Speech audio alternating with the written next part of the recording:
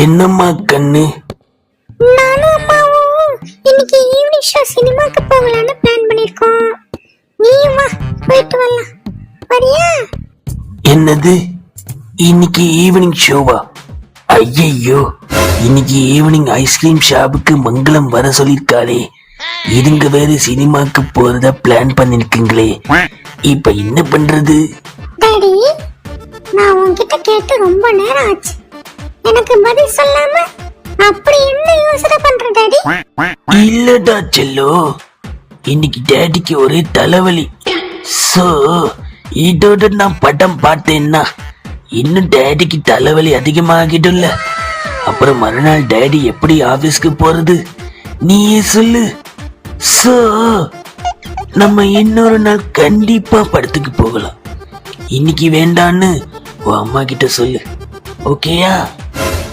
ஆமா ஆமா, கரெக்ட் தான். அப்ப தலைவலியோட ஐஸ்கிரீம் மட்டும் சாப்பிடலாமா டாடி? அது உனக்கு இன்னும் தலைவலி அதிகம் வராதா டாடி? ஐஸ்கிரீமா? நீ என்ன சொல்ற? எனக்கு ஒன்னும் புரியலையே.